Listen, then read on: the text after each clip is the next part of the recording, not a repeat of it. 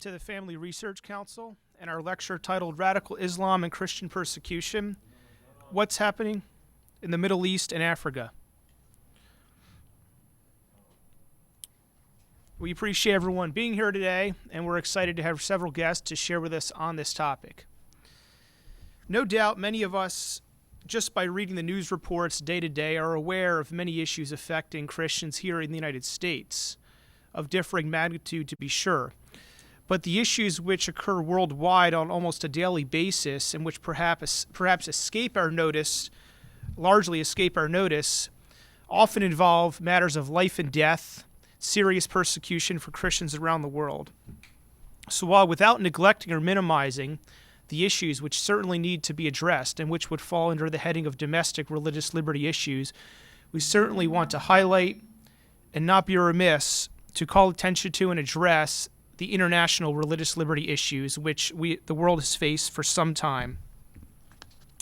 After World War II, the nations of the world, out of the horror of the Holocaust, came together to form the United Nations, set down in positive law on paper declarations of international human rights, inherent human rights, rights that all humans have because they are human beings. These rights are cross-border, they're worldwide, they don't attach because a government grants them to someone, but they attach because of someone's human dignity. In the Universal Declaration of Human Rights, many are set forth clearly for the world to see, and on this declaration, a worldwide framework of international human rights has developed in what's known as international human rights law. Yet international religious liberty problems persist. In 2013, Christians, according to the Pew Research Center, continue to be harassed in 102 countries, Muslims in 99 countries, and Jews in 77 countries. These numbers are certainly of serious concern, and they are what we want to call attention to today, specifically focusing on the Middle East and the situation in Nigeria. To address the issues in Nigeria, we have with us Emmanuel Ogebe. Emmanuel is an international human rights lawyer specializing in Africa. In Nigeria, years ago, he was exiled to the United States after becoming a political detainee during a military dictatorship, and since that time has played a part in shaping Congress's approach to Nigeria's quest for a stable democracy. He also works with the Justice for Jos Project, documenting international attention and the horrific crimes against humanity faced by Christians in Nigeria's northern region. He's testified before Congress and was instrumental to the International Criminal Court's decision to investigate Boko Haram for violations of international criminal law. He serves as Nigeria expert and fact finder for the Washington Working Group on Nigeria, and he's a recipient of the President's Bronze Award for volunteer service for his work helping NGOs in northern Nigeria. So today, Emmanuel will discuss the rise of the genocide by Boko Haram and its actions in Nigeria and our muted response to it, and will also comment on President Obama's visit to Africa and discuss other developments related to Nigeria. So before Emmanuel begins, though, I'm going to also introduce our second guest, Doug Bondo. Doug's a senior fellow with the Cato Institute, specializing in foreign affairs, foreign policy, and civil liberties.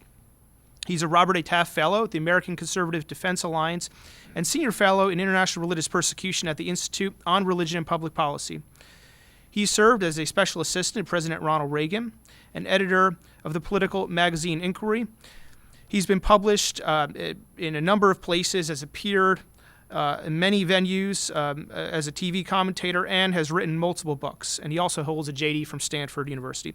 And Doug is going to survey the issues involving ISIS in the Middle East and discuss the status of persecution in several states in that area, also noting how the Islamic State has added a murderous new dimension to this international religious liberty problem. So please welcome Doug to begin with his remarks, and after Emmanuel will follow up. Well, thanks, Travis. It's a great pleasure to be here. That my good friend Rob Schwarzwalder is traveling, unfortunately. I've known Rob for 20-odd years, so it's always a pleasure to get over to his stomping grounds. And this is an issue that's an extraordinarily important one, and not one that tends to get a lot of attention in Washington, D.C. This is a city that fixates on the immediate, the practical, things of this world. I think FRC provides an opportunity to think of a little bit more of transcendent and important things that should get much more attention, and certainly religious persecution is one. There are plenty of issues of religious liberty in the United States, But if you look around the world, we have it very well compared to so many people in so many countries. I just returned actually Saturday night from China, where in fact there is a fair amount of good news. I mean, I went to church services for internationals this time. Last year I went to a Chinese service.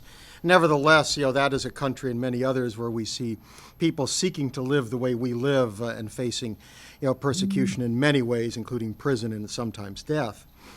That as Pew has documented, the Pew has done extraordinarily good research on persecution. If you look around the world, there's both the problem of government persecuting it as well as social hostility, and very often social violence uncontrolled by governments. You get two different forms. Sometimes they operate separately, sometimes they come together. I think there's a tendency of people to think, that persecution is somehow an ancient thing, but the reality is that it's at work today around the world. By one estimate, Christianity faces at least some form of government or social threat in 131 of 193 countries.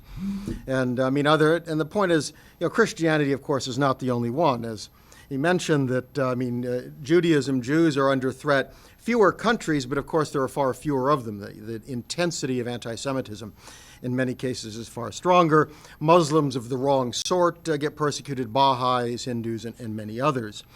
But I think what we see is a real immediacy of the problem of persecution, which has arisen particularly in the Middle East. We see it in Nigeria as well, which Emmanuel will speak about. And what we're seeing in countries like this is not just discrimination or hostility or loss of jobs, even threat of jail. We're seeing mass murder. We're seeing killing. We're seeing an attempted eradication of Christianity from, where it began. Kind of an extraordinary thing to think about, that Christianity risks in many ways being wiped out from large sections of the Middle East. And I think it's important to kind of emphasize why this is important for all Americans and all people of goodwill. Obviously, as Christians, we should care for our brothers and sisters around the world.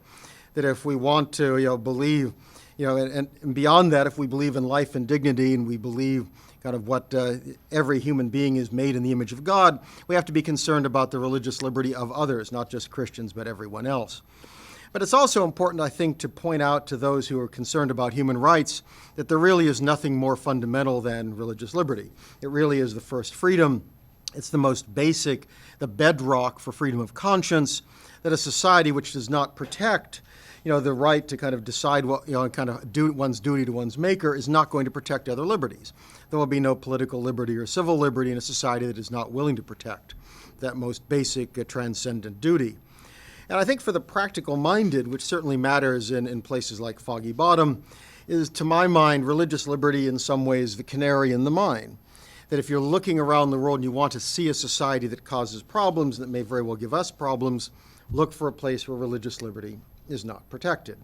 I see that in a case like Pakistan, a nominal ally of ours, nevertheless one where even liberal and moderate Muslims are killed, a place where we have terrorism and all sorts of problems, a nuclear armed state, a country that kind of shows it's not willing to protect religious liberty. It shows all sorts of other problems there as well. That we should not expect kind of a liberal order, a liberal democratic order coming out of states that are unwilling to protect religious minorities, who are the most vulnerable members of those societies. When you look at the problem, I think we see the challenge, particularly in both the Middle East and Nigeria. If you look around and say who persecutes, there are kind of three clusters. One cluster, kind of communist, former communist, authoritarian. That's all the usual suspects. It's North Korea, which is probably the worst, governed place on earth. China, Vietnam, Russia to some degree, Central Asian countries, Eritrea. All of these in varying degrees are just utterly authoritarian, totalitarian, and they fear anything outside of government control. In North Korea, if you have a godlike, ruler, you can't have people who have a loyalty to something else. A second cluster is kind of a mix, an odd mix at times. A country like India and Nepal are Hindu. Even some of the Buddhist countries you find in Sri Lanka, Burma, and others, you find very active in nationalistic Buddhism, which often persecutes. And there's kind of some countries that don't really fall under any obvious category. But the third category, which is extraordinarily important, is Islamic countries. The reality is that virtually every Islamic country, that is majority Islamic country with an Islamic state, persecutes religious minorities. I mean, it's almost unique. We can argue about whether it's a matter of theology, a lack of any kind of sense of separation of politics and religion. There are illiberal societies for a number of reasons, a search for scapegoats. It doesn't really matter if you simply look around the world and pinpoint an Islamic state, whether it's Indonesia, whether it's Malaysia, whether it's Pakistan, whether it's Bangladesh, whether it's the Gulf states, whether it's Saudi Arabia, Iraq, or Syria. What you do is you find persecution. The only question is the varying degree.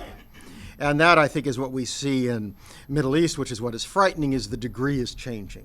That we're moving from simple, in a sense, persecution where it's an unpleasant place to live, you're not treated fairly, you don't have access to a lot of benefits, to a place where, in fact, Christians are not likely to survive.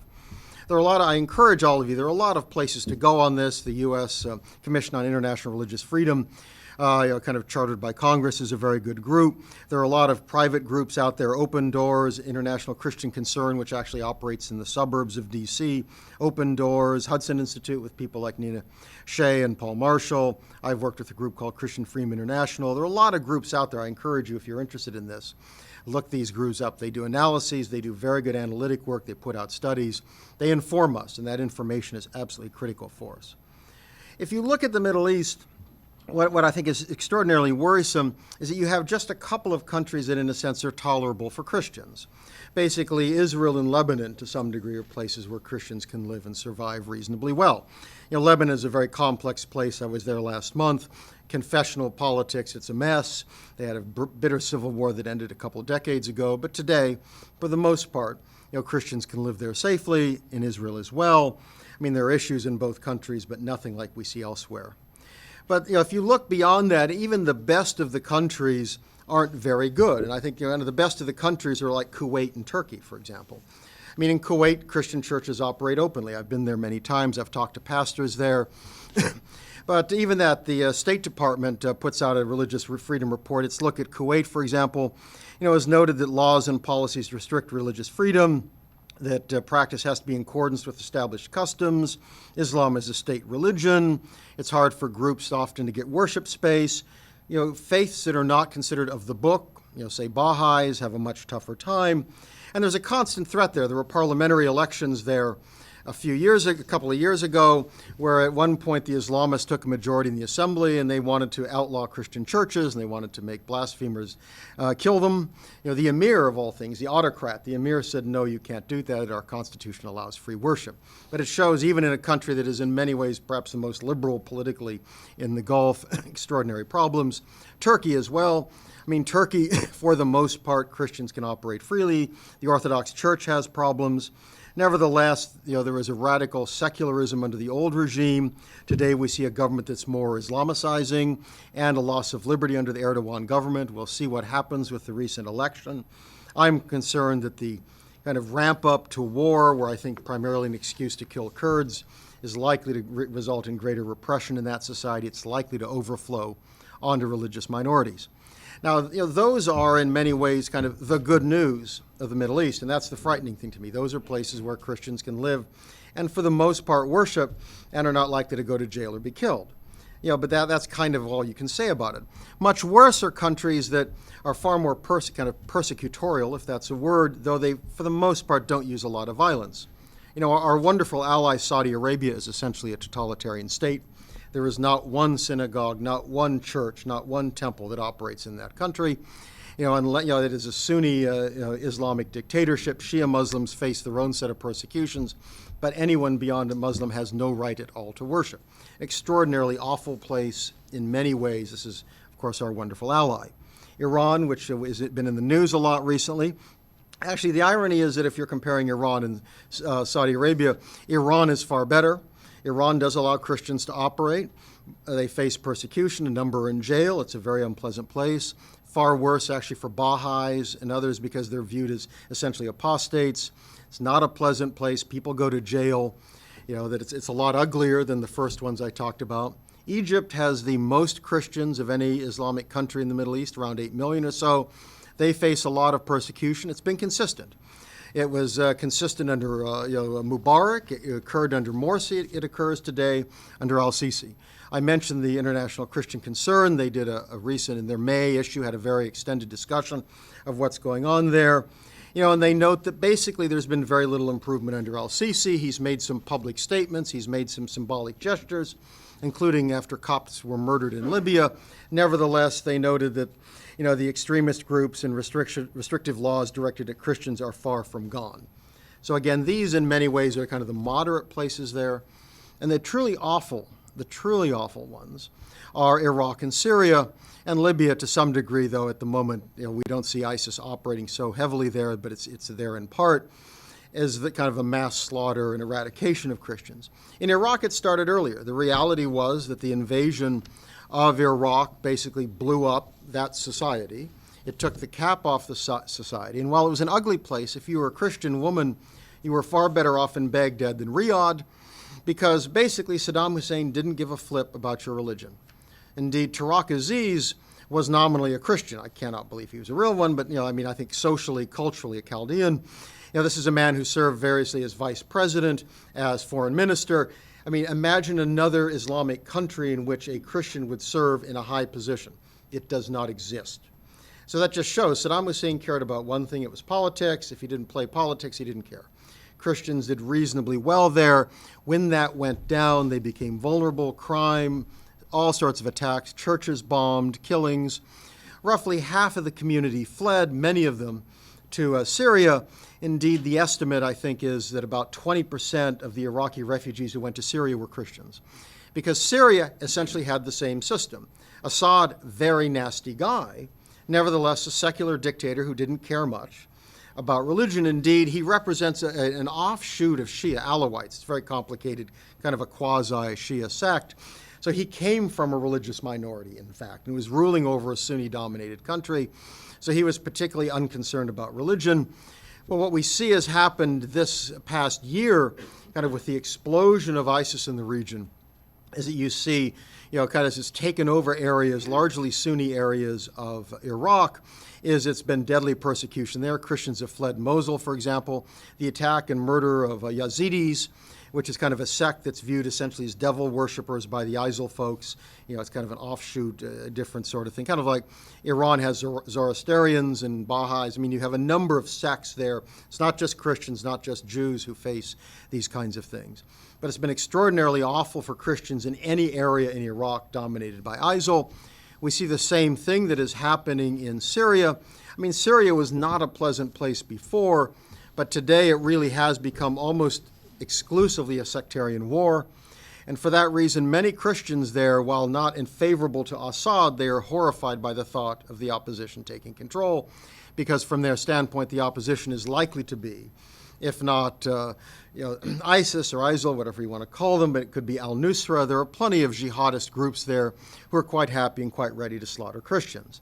I was in Lebanon actually with the International Orthodox Christian Charities, and they brought in their workers from Syria for a workshop. They were there when I was there. And these are Christians who are operating under extraordinarily difficult circumstances.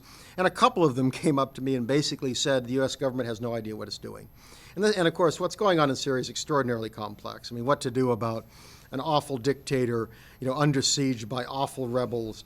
There is no obvious answer there. It's not an easy thing. Nevertheless, I think what we have to recognize is that what's going on is very, very dangerous today for Christians. And if Assad falls, what I worry about is that the winners are not the moderates that we are training. So far, we've trained, I think, 60, who are, of course, supposed to defeat both the Assad regime and all the radicals. I'm a little skeptical that's going to happen. What I worry about is that the result of getting involved, and we're kind of edging in with Turkey and whatnot, is that the ISIL flag will fly over Damascus. And if that happens, I see mass slaughter of a lot of different folks. Horrid situation. Just very quickly, kind of what to do. There are no easy answers here. It strikes me, number one, is the U.S. government should think before it acts. It needs to be concerned about consequences. We blew up Iraq, apparently not even thinking that this might happen. And then having done that, we made no effort to protect Christians because, of course, we wouldn't want to appear to be discriminating, despite the fact they were, in fact, the most vulnerable, folks when that place went down the path of sectarian war. We need to consider kind of geopolitical changes. Potentially a breakup of Iraq and perhaps a province that's mostly Christian. There are issues there, Kurdistan independence. A lot of this stuff gets very complex, but there may be ways to try to help rejigger things if it's going to fall apart anyway. I think what we need to do is think about priorities. I don't like Assad, but I really hate the ISIL folks. If I have to choose who we're going to be killing, I suspect we should, focus on killing the ISIL folks first and then worry about Assad after that, because I think his threat is a fairly straightforward thug, while the others are not only murderous, but they're sectarian murderers, and I think that creates all sorts of problems, not just for my co-religionists, but for other Muslims and any other religious minority. I think we have to be wary of our supposed allies. I mean, in my view, there are no greater enemies of America in reality than Saudi Arabia and Pakistan. Saudi Arabia has funded and supported Wahhabist, fundamentalist Islamic teaching around the world, and madrasas, including in the United States. I mean, these are, in my view, awful folks. The redacted pages from the 9/11 report apparently discuss how Saudis helped fund the attack on the United States. We see many of the same kinds of problems coming out of Pakistan, so we have to look at that and say, how do we work with our supposed allies? They can be as problematic as our enemies. Any discussion of human rights should include a discussion of religious liberty, because, as I argued earlier, it is the bedrock human rights, and I think that's something the State Department, we need to help try to educate why this is the case. You don't have to be a believer to recognize the importance of religious liberty. I think the U.S. has to, recognize the importance, as I argued, this is a canary in the mine. If religious liberty is going down, a lot of other problems are likely to come. We also need to take refugees. I mean, we want to be careful we don't bring over jihadists. The nice thing is that taking over Christians makes the vetting process a lot easier, and we should be open. I mean, there's controversy in the Middle East. They don't like the loss of Christians. They don't want it to disappear. But if people are dying, I don't see how we can not accept them. I think that individuals and churches can do a lot as well to make their views known to our policymakers, to support groups that are active in the area, to try to embarrass regimes that are potentially embarrassable, maybe the Turks, for example, and to pray. There's an extraordinary challenge out there. These are fellow believers and people of faith, even if they don't share our theology. What we find is in this kind of enlightened liberal age, we're returning to the worst forms of persecution in the Middle East and elsewhere. We should not remain silent. It's not just Christians, it's other believers. We need to work with all people of goodwill to try to confront this and make as much progress as we can. It's an extraordinary challenge, and I hope you'll be involved. Thank you. Thank you very much. We're going to take some questions and have further comments, but first I'll have Emmanuel share. Yes, we've had a lot of the statistics, and I want to maybe remind us of three that we may or may not be familiar with. The first is, of course, that Christianity is the most persecuted religion in the world today. The second is the fact that more Christians have been killed in the last century than in previous centuries. And then the third is that in 2012, more Christians were killed in northern Nigeria than the rest of the world combined. Now, this explains why he gets to do multiple countries and I get to do one country, because mine is a biggie in that sense. Now, this has changed. That data has changed. Nigeria no longer accounts for 60% of Christian deaths in the world because of ISIS. ISIS has, again, claimed very significant lives. And so the data has changed, not because there are fewer deaths in Nigeria, but because there are a lot more deaths now occurring due to ISIS rise. Now, let me point out that, and this might shock you, the data of the United States State Department on terrorism has just shown that Boko Haram claimed the highest number of fatalities in 2014, last year. You would not know this from reading the news because the focus is ISIS, ISIS, ISIS. The reports indicate that ISIS is a close second. Now, why this is startling on many levels is that before now, the big gorilla in the room was Al-Qaeda. And what has happened is that ISIS and Boko Haram have reached a point where they have actually eclipsed Al-Qaeda. You know that you're a really bad terror group when Al-Qaeda actually issues a statement condemning your abduction of hundreds of Christian girls from a boarding school. That is what happened last year. when Al-Qaeda repudiated Boko Haram, what happened next? ISIS actually emulated Boko Haram. And so literally weeks after the abduction of the Chibok girls in northern Nigeria from boarding school, ISIS went and abducted Christian women and Yazidis as well. And that was the beginning of what was a bit of a rivalry between the two groups. They were trying to show each other up who is the biggest, baddest, most evil entity on the planet.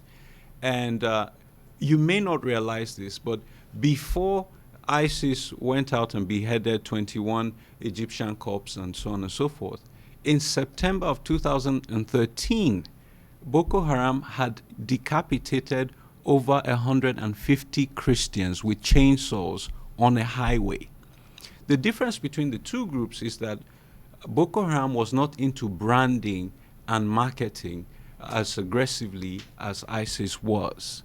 And so after some months of rivalry and so on and so forth, this year, in March of this year, Boko Haram proposed to ISIS, and ISIS accepted. And so we had a deadly merger, so to speak, of two of the most evil terror groups on the planet today. Against the background of all of this, what has been the perception and the response from the United States and international community? And I'd like us to roll this video of an interview that I recently did.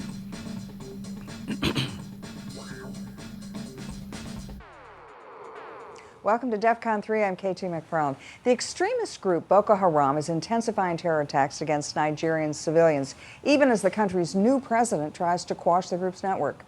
Just this Sunday, Boko Haram launched a string of terror attacks in central Nigeria, killing dozens. Well, here with reaction is former U.S. Ambassador to Nigeria, John Campbell, and Emmanuel Ogebe. He's an international human rights lawyer specializing in Africa. Emmanuel, let me turn to you first. What is the situation on the ground in Nigeria now? Well, actually, in the last 5 weeks of the new administration, there have been more deaths than in the last 6 weeks of the previous administration. It's averaged 100 deaths a week. And when I was in Nigeria 3 weeks ago, the city I was in was bombed moments after I left. So clearly, the military advantage seems to have gone to Boko Haram at the moment. But then what accounts for that? Is it the crackdown and Boko Haram is responding to it, or were they on their way to a greater control over that region even before the election? Well, I actually predicted that the fact that a Muslim was elected as president wouldn't necessarily calm down the terrorists. If anything, I thought that it would spiral up because that this does not appease them whatsoever. So they're trying to actually send a message that there may be new players in the presidency, but Boko Haram is still a potent threat. Ambassador, let me turn to you. You're familiar. You've been in Nigeria, obviously. When the Nigerian president, the new president, he said one of his campaign pledges was, "I'm going to go after Boko Haram." Is that widely supported by the Nigerian people? Yes, it is. The president campaigned on really 2 planks in his platform. The first was to restore security in Nigeria, and the second was to fight against corruption. And he won overwhelmingly. And so the charges of the previous administration, well, that they were saying they were going after Boko Haram, but the military never did. That's now changed. The military is going after Boko Haram? Yes, and actually in the previous administration, there was a major military push against Boko Haram in February and March, in which Boko Haram was dislodged from certain towns and villages that it occupied. What we all did, I think, at that point was we overestimated the apparent victory of the military. It appears that what Boko Haram did was it simply changed tactics and reverted to its earlier pattern of melting into the countryside and into the slums and launching attacks from there. You know, Emmanuel, let me ask you, what is the appeal of a group like Boko Haram? I mean, the Nigerians, by and large, are very peaceful people. Why do they seem to have support within the population? Well, here's the thing. Nigeria is the largest country in the world that has an even split of Christians and Muslims. And that comes with some tensions. There has been the concept of born to rule. Southern Christians feel that Muslim Northerners tend to want to dominate the country, and so when a group like this comes and says we want to impose Sharia on everyone, including the infidels in quotes, there are some that will buy into that sort of ideology. And with global jihad and Al-Qaeda, even bin Laden himself mentioned that Nigeria was one of the countries that he had his eyes on that needed liberation in quotes. So that sort of message appeals to the Muslim street. And of course, there's an influx of funding from the Middle East as well. So there's plenty of incentive to join such groups. Do you think, let me ask you, Ambassador, do you think Nigeria could descend into a civil war, sort of a Christian versus Muslim civil war? A civil war, yes, but not Christian versus Muslim. I think what's going on in northeastern Nigeria is a civil war, but amongst Muslims. Boko Haram is part of a broad movement called Salafism, very strict, very literalist. Nigerian Islam in the north traditionally has been broad, tolerant, mystical, Sufi. So it's a civil war, but it's within Islam, I think, predominantly. Yeah, Emmanuel, when you mentioned that Osama bin Laden even had his eye on Nigeria and that there's funding coming from the Middle East and the Gulf countries or Gulf families, to what extent is Boko Haram kind of ripe to ally itself with ISIS, with Al-Qaeda, with other radical Islamic groups? Or is Boko Haram really an indigenous Nigerian problem? Well, I mean, the history shows that even when the U.S. toppled the Taliban in Afghanistan during the invasion, that Nigerian foreign fighters were found fighting alongside Al-Qaeda.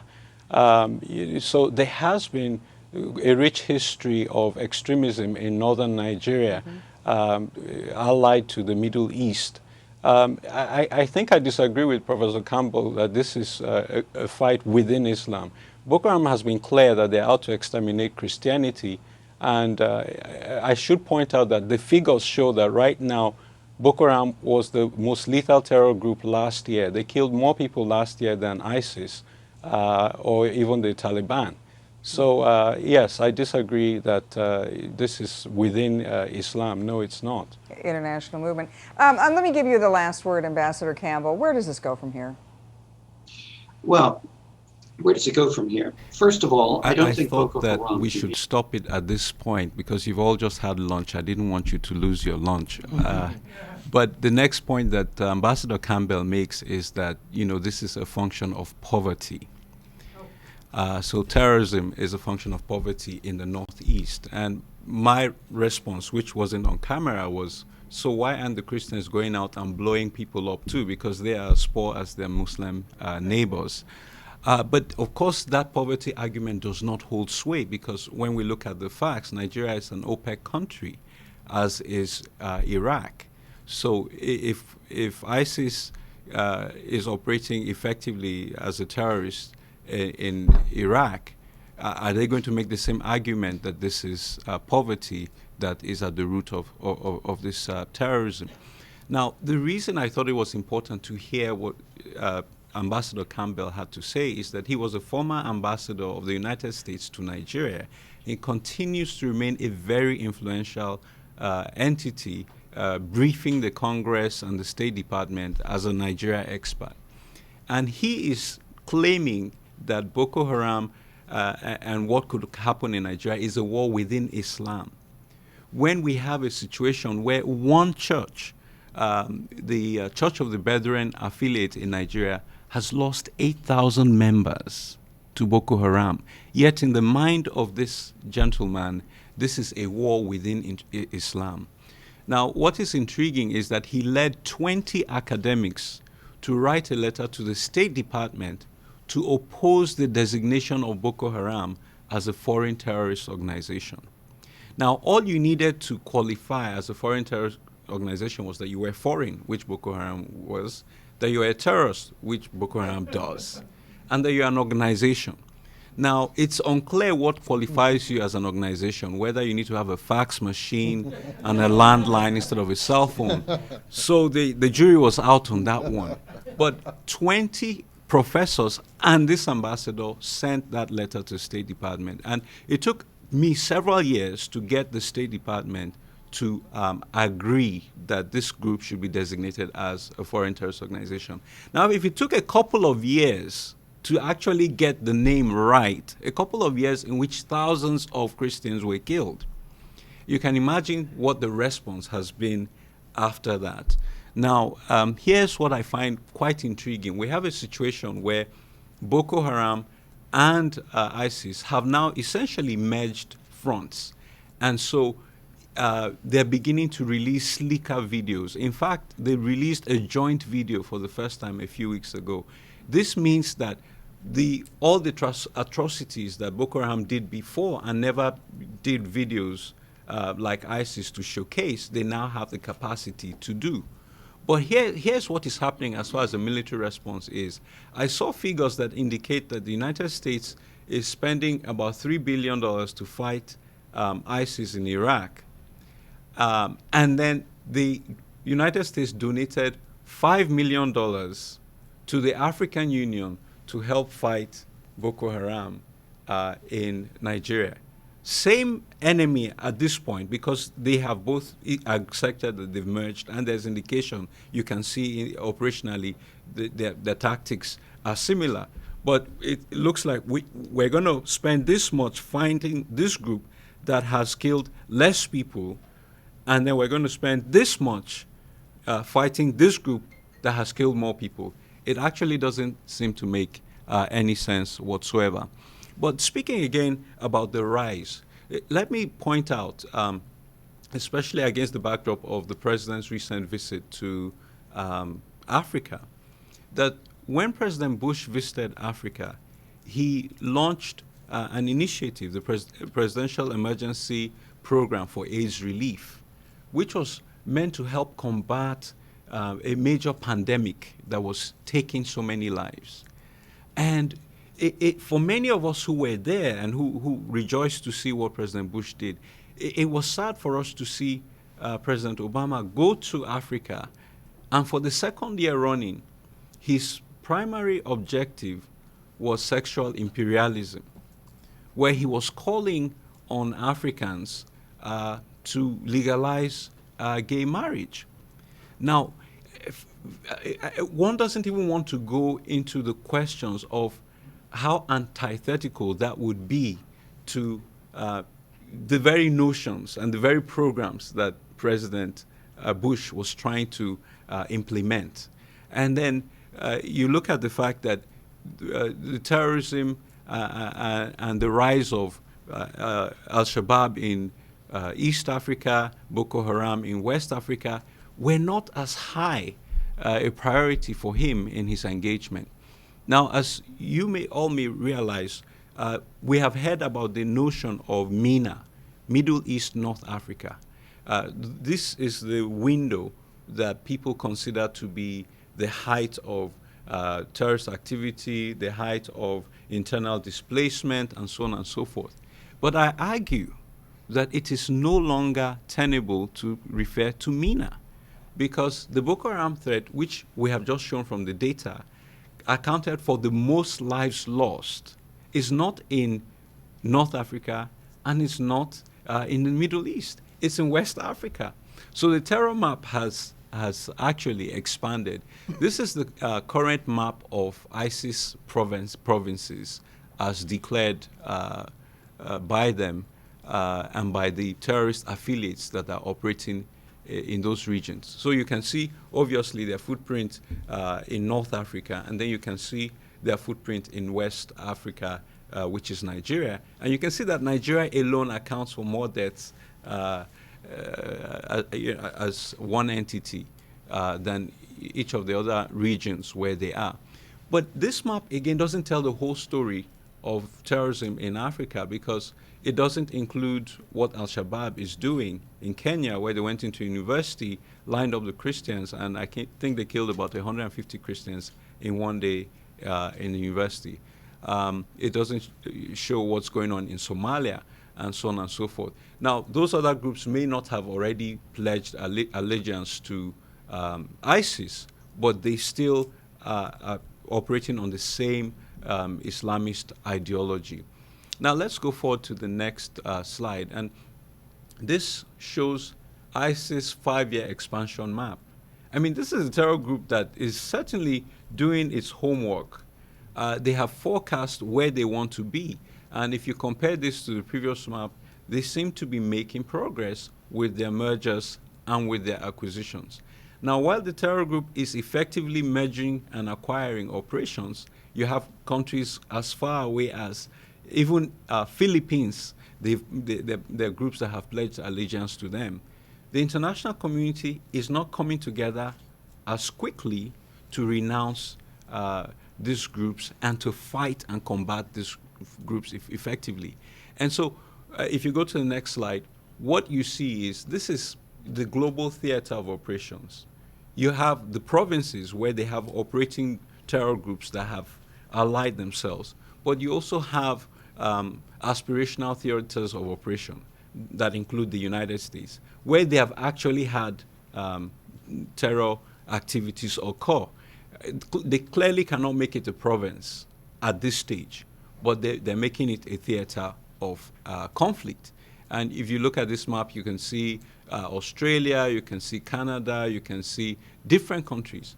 But this map, I think, illustrates what His Holiness the Pope said, that we're fighting the Third World War, but it is an incremental war.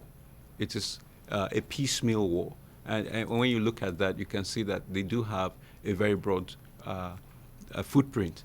So how can you see all of this, and then as a former U.S. ambassador to Nigeria, you still have the nerve to say, hey, you know, this is a local affair, this is driven by poverty, it's not allied to global terrorism, and this is mystical, tolerant Islam. I think not. And I think I want to summarize my remarks here by saying that Christians in Nigeria and Christians in Africa are caught between a sandwich, a very unpleasant sandwich. There's virulent Islamism from the Middle East on the one hand, and then there is virulent liberalism from the West on the other hand. And they're caught in between that. And both aim to extinguish or compromise their faith. It is, I think, supremely ironic, and for me as a lawyer trained, in Nigeria, studying the common law and all of that, most of our laws were inherited laws from the British colonialists. And so when you have the United States coming and saying, hey, you've got to change these laws, you've got to do this and do that, we're like, well, you guys actually thought this was a great idea a few years ago, and you came all the way to colonize us and make this the law. So the fact that you went back and had a rethink about it doesn't mean that you should come back and impose that on us. So you have us caught between those two pressures. And this is probably illustrated in the case of some of the women who have been abducted by Boko Haram. They're abducted, they're forced to become Muslims, they're made the wives of the terrorists, they're abused. And recently, when I was in Nigeria a few weeks ago, one of the women who escaped and came back is pregnant. Now, here is what is happening. The community in which she lives wants to stone her to death because they practice Sharia law. They don't see that she was abused, and they feel that under Sharia law she should be stoned to death.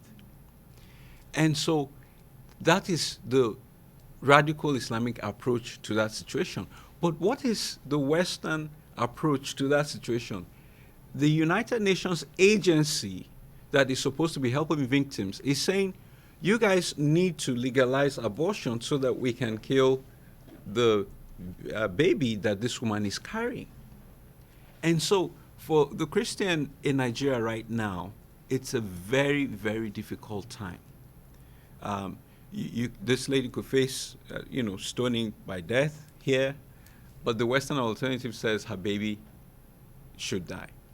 And that's why, although it's easy to look at radical Islam as the big problem, there's also a problem with radical liberalism. I thank you very much for your attention. Thank you, Emmanuel. Thank you, Doug. We appreciate both of you for your comments. I'll just observe with Emmanuel's closing comment there, it seems that we are facing multiple threats, and one of those has been the hijacking and abuse of the international human rights framework, and the international organizations charged with upholding that framework as it came out of the post-World War II era, and it's really been twisted now to include the exportation of a lot of ideas, as Emmanuel commented on, from Western countries, in contradiction to the values of many African countries and many others. So, this is something where I think we need to look at it and say, this was meant to uphold human rights as given by God. It's been twisted, manipulated to mean something else when dealing with the larger international framework. I have one quick question, then we'll get to some questions from you all. This came up, as to my mind, during Doug's comments, but feel free to both chime in. What, at the core, would you say explains the refusal of some in the government and elite circles to confront the threat of radical Islam and call it what it is, as opposed to trying to find other explanations? And really, at the core philosophical level, what would you say explains that? I think there are probably a lot of things. I suspect part of it is an uncomfortableness with religion, that everyone kind of understands poverty, or they understand secular things, but understanding how religion motivates is a problem. I think they also have this sense that they're judgmental if they criticize Islam, so you don't want to be in a position where you're seeming to blame an entire religion. So it's easier to claim it's not religious at all, as opposed to say, clearly some people are using that faith in that way, even if it doesn't characterize everyone. I think especially at State Department, within government, there's also this sense of separation of church and state, and how do you deal with religion within the government. I think a lot of this, and I think there's just that sense most of these people, or at least a lot of them themselves, probably aren't really churched. They're not comfortable with these ideas. They don't understand them very well. The intensity that you put all of that together, I think there's a reluctance then to talk about it in those terms. Well, I will just say this, that there's one thing with being politically correct, but at some point, you're endangering the lives of people. And I still am deeply disturbed that in Nigeria, in 2011, Boko Haram bombed the United Nations building just because. 25 people were killed, and an American was in that building at the time that it was bombed. Until this day, the State Department has refused to admit that there was an American in the building that was bombed in 2011. There was nothing, politically correct about or incorrect about saying, yes, we have been targeted by Boko Haram too. But they buried it. We've filed freedom of information requests, and they refused to respond. So that tells me that, we have a problem that is much deeper when you have cover-ups of this nature going on. Thank you.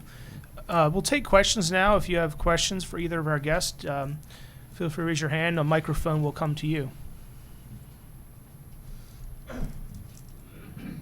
Hi, I'm Penny Starr with CNS News. Is it Mr. Ogebe, is that right? Could you expand a little bit on, you started to speak about President Obama and when he went to Africa, he spoke out in favor of same-sex marriage, and you were comparing it to George W. Bush going there to try to help fight AIDS. Can you expand more on that comparison? Thank you. Yeah, I think the point I'm trying to make is that,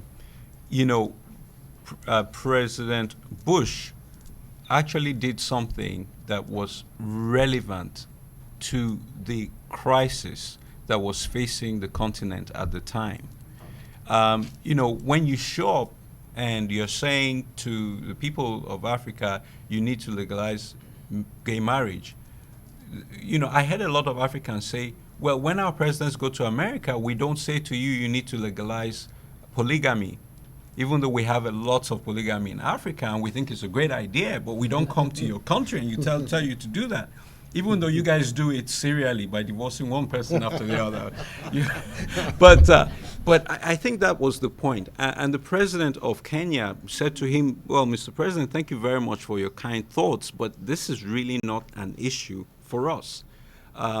I've been asked when I testified in Congress, what is happening with persecution of gays in Nigeria. And I said, very frankly, no gay person has been killed in Nigeria. But you have, thousands of Christians being killed. We need to prioritize here. So that, I think, was the point I was trying to make. And just as an aside, President Bush will really be remembered as the president who had the most impact on Africa of the last, 3 presidents. I think there's no doubt about it.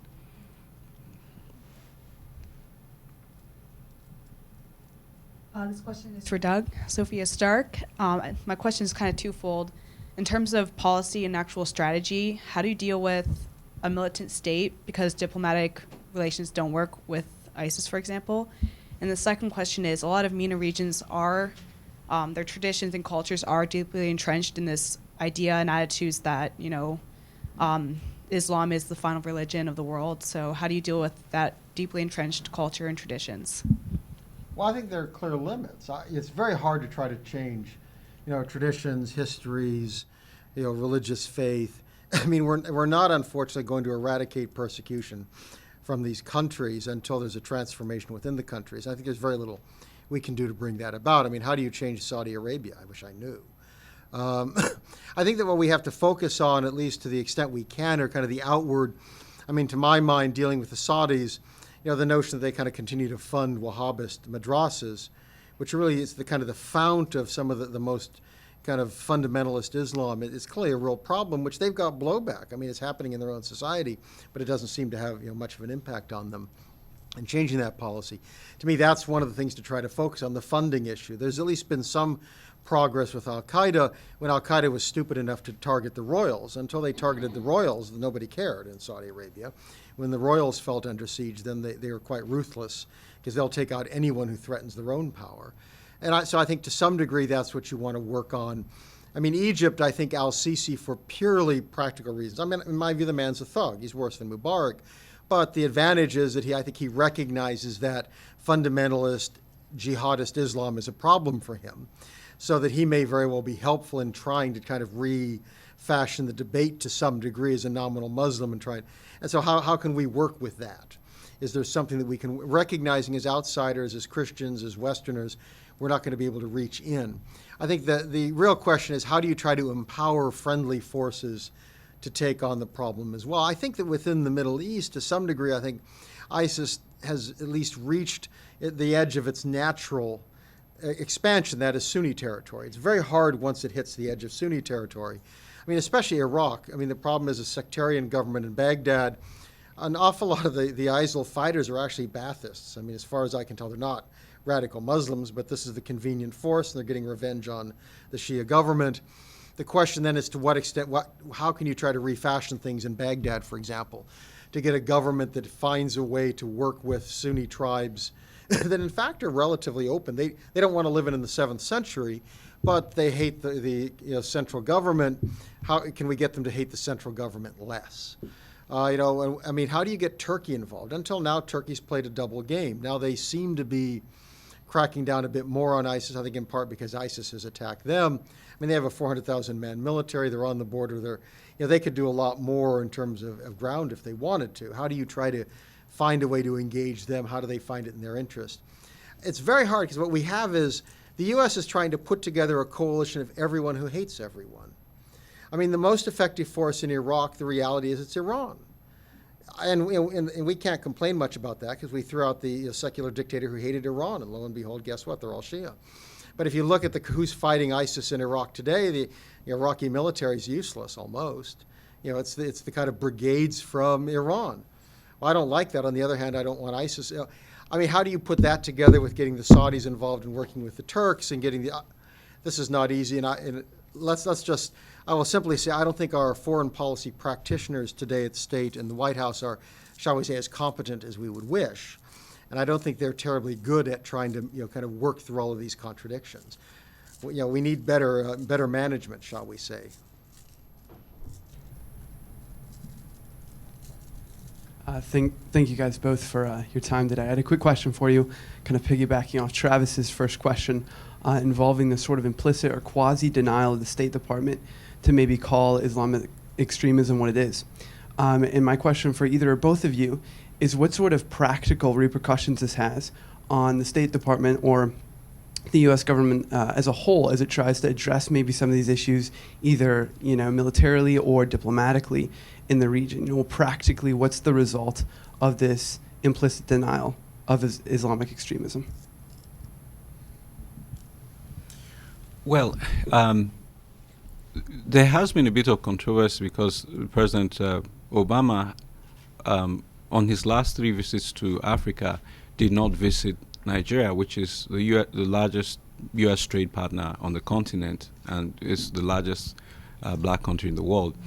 And the reason the State Department gave last year when he did not go to Nigeria but went to Senegal was, I'm not making this up, we want to go to a Muslim majority country. So essentially they discriminated against Nigeria because Nigeria had an equal population of Christians and Muslims. Now, a lot of us interpreted it to mean they were not comfortable with going to the country. It had a Christian president. And so when we had elections this year and a Muslim was elected, okay, they're going to be happy now. They're going to let Nigeria buy arms to be able to fight Boko Haram. The president of Nigeria was invited here 2 weeks ago. He showed up. Again, they said, no, we're not going to let you buy arms to fight the terrorists that are killing you. At the very same time, the U.S. is trying to lift sanctions off of Iran, and Iran is going to have access to funds and access to weapons to continue as a state sponsor of terrorism. So I think that for some reason, even though Nigeria has edged towards a Muslim president, which we thought the State Department would be more comfortable with, and that they would support him effectively to combat Boko Haram, so it wouldn't look like they were collaborating with the former Christian president to fight Muslims, which seems to have been the reason why they didn't cooperate all along. It's still not happening. So that, to me, continues to remain a mystery. I think the practical impact probably is limited, though to some degree at least, I think it makes it less likely for us, for example, to support Christian forces and to be willing to. It strikes me in Iraq. I mean, you recognize Christians are being slaughtered. It makes sense to try to protect Christians. If you're afraid of appearing to be biased, then you won't do that. I mean, the problem I think in Nigeria, is that this is an administration very uncomfortable with a military that it sees as corrupt. I mean, so they're having trouble setting priorities. What's the most important priority? In Egypt, is the most important priority democracy or stability? It kind of goes back and forth. It can't make up its mind. In Nigeria, to what extent are you willing to put arms into the hands of a military, which to some degree the civilian government itself had qualms about in the past, which you view as problematic because of human rights abuses? It's very hard in some of these cases. How do you help the Nigerian military clean up its act and be more effective? And the U.S., I don't think is very good at that, and it's not clear has made much effort at that. I don't think that has to do so much with what they declare Boko Haram to be, as opposed to they have all these other things they're worried about. And I do think at some point you have to start setting priorities and recognize it's a messy world. What's worst on your list? Well, it's pretty clear worst on the list right now in Nigeria is Boko Haram. There are all sorts of other problems, the Niger Delta, and fighting and all sorts of things, but this is the group that is the most murderous, the most threatening, the most destabilizing. I think you set other things aside and say you probably focus on that. they haven't. So I think there's a larger issue there, of which what you've asked about is kind of a part of it, but it's certainly not the whole problem. Well, thank you. I think we're going to have to close it out for now, but our guests will be around for a minute or two, and they'll be happy to talk to you afterwards. If you have questions, you can come to the stage and speak to them. Before we close, I just want to leave us with a reminder. Earlier this year, I was at an event which Open Doors released their World Watch List documenting international religious persecution. And there was a woman there named Damaris Otson. She's from Nigeria, and she shared her story about how her husband was killed by Boko Haram, and she was left to pick up the pieces and go on with life. And when I heard her speak, I was expecting her to recount a story of despair and tell a really difficult story, and that there were certainly elements of it that were difficult, but her story was one of hope. She recounted how she walked with God through this process, how she relied on God for strength, and how she grew with the Lord through this horrible process, this horrible event, which was an example of what we are talking about today in Nigeria. So I want us, as we think about these issues, continue to draw attention to them, tackle them in our various roles, to not forget stories like Damaris's and others out there that illuminate the truth, that God walks with people in these darkest places, and his kingdom is coming. And so thank you for coming again, and feel free to follow up with the guests afterwards if you have questions.